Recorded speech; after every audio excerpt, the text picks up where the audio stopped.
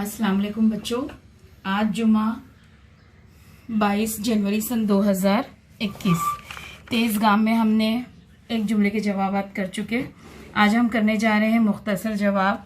लिखिए कि ज़ेल के जुमले सही या गलत और जुमलों में इस्तेमाल। ठीक है, हमज़ा का इस्तेमाल आइए ज़बान सीखें, ये हम कर चुके हैं। चलिए देखिए, सवाल नंबर 2 मुख्तसर जवाब लिखिए। पहला, नदी के किनारे पहुंचकर बच्चों ने क्या किया?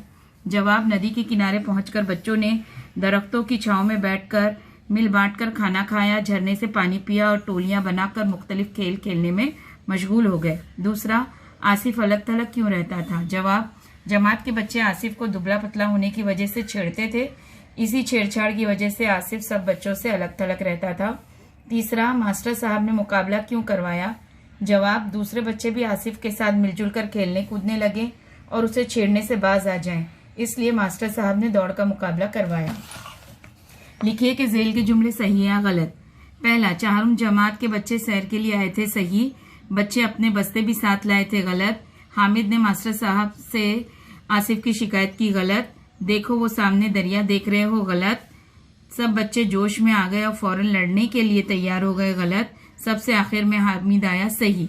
जुमलों में इस्तेमाल कीजिए, ये भी मैं आप लोगों को ग्रुप पर दे रही हूँ।